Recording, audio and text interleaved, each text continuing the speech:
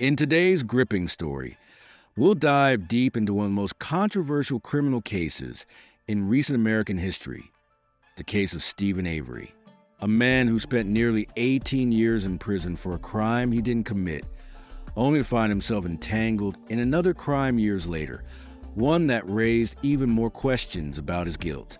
Was Steven Avery wrongfully convicted, or is he guilty of the crimes he's been accused of? Let's uncover the truth in this twisted case. Steven Avery's story began in Manitowoc County, Wisconsin, where he grew up. Born in 1962, Avery's life took a drastic turn in 1985, when he was wrongfully convicted of the rape and attempted murder of Teresa Halbach, a crime he did not commit. At the time, Avery was a 22-year-old man with a somewhat troubled background, but he had no history of violent crime. However, despite his innocence, he was convicted largely due to a coerced confession and circumstantial evidence.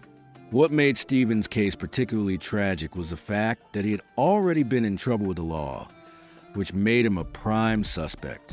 In 1985, after the assault on Teresa Halbach, Avery was arrested and charged, based largely on a confession that was later shown to be invalid. The case against him was mostly circumstantial, with no physical evidence linking him to the crime. However, in 2003, after spending 18 years behind bars, Avery's case took a dramatic turn. A key piece of evidence was re-examined, and DNA testing proved that Avery was innocent of the crime for which he had been convicted. The results cleared his name, and Avery was released from prison, a man who had been wrongly imprisoned for nearly 2 decades. This revelation sparked a wave of outrage. How could an innocent man spend almost 2 decades in prison for a crime he didn't commit? And what about the real perpetrator? These questions remain unanswered, but the case of Steven Avery didn't end with his release. His story was far from over. Just 2 years after his release, Steven Avery found himself at the center of another criminal case that would bring even more controversy and public attention. In 2005, Avery was accused of the brutal murder of Teresa Halbach, the same woman whose assault he'd been wrongfully convicted of 2 decades earlier. The timing of the murder was unsettling.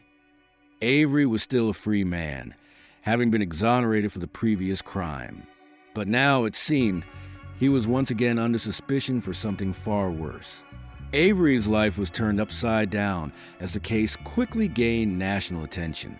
Teresa Halbach, a 25-year-old photographer, had gone missing in October 2005, last seen when she visited the Avery family's auto salvage yard to take photographs of the vehicle. Her remains were later found on the property, setting off a massive investigation.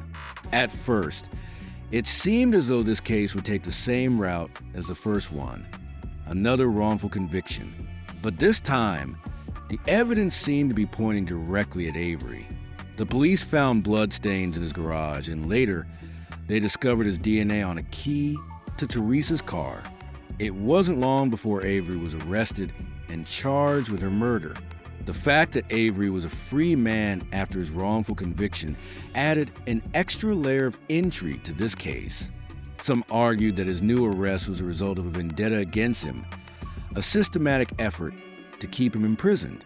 Others believed that Avery had truly committed the crime, and that the evidence pointing toward him was undeniable. The trial of Steven Avery became a highly publicized event, both due to the nature of the case and Avery's previous exoneration. The investigation into Teresa Halbach's murder was swift, with the police uncovering what appeared to be damning evidence against Avery. However, some questioned the investigation's integrity, raising concerns about potential misconduct by law enforcement. The way the evidence was handled and the involvement of certain officers became a central issue in the case. One of the most controversial aspects of the investigation was the role of law enforcement in Manitowoc County. Some believe that local law enforcement had it out for Avery, as he had filed a lawsuit against the county for his wrongful conviction. Critics argued that the police may have planted evidence or otherwise mishandled the investigation in an attempt to cover up their previous mistakes. The trial itself was filled with dramatic moments, with the defense team arguing that Avery had been framed for crime. They suggested that the police, in their desire to make Avery a scapegoat, planted the evidence found at the scene. They also questioned the credibility of the investigation, citing possible corruption within the police department. On the other hand, the prosecution argued that the physical evidence linking Avery to the crime scene was overwhelming. Teresa Halbach's remains were found on Avery's property, and her car keys were found in his bedroom. They presented the case as clear-cut, painting Avery as the murderer. However, the defense team raised enough doubts to keep the jury from reaching a quick verdict.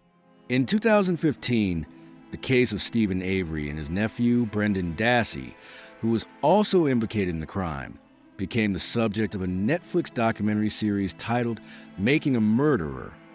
The series brought renewed attention to Avery's case, and many viewers began to question whether he was truly guilty of Teresa Halbach's murder or if he had once again been wrongfully convicted. The documentary covered both the events leading up to Avery's second arrest and the trial that followed. It presented a compelling case for his innocence, raising doubts about the fairness of the investigation, the handling of the evidence, and the tactics used by law enforcement. The series also focused heavily on the interrogation of Brendan Dassey, Avery's 16-year-old nephew, whose confession to the crime was later called into question.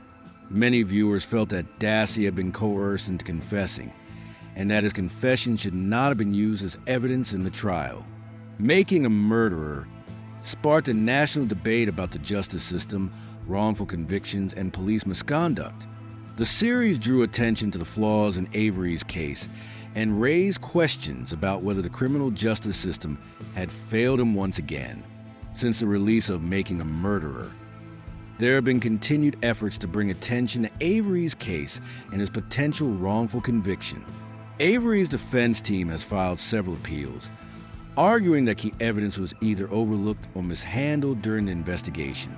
They have also argued that Avery's conviction should be overturned due to procedural errors and violations of his rights. As of today, Avery's case remains unresolved.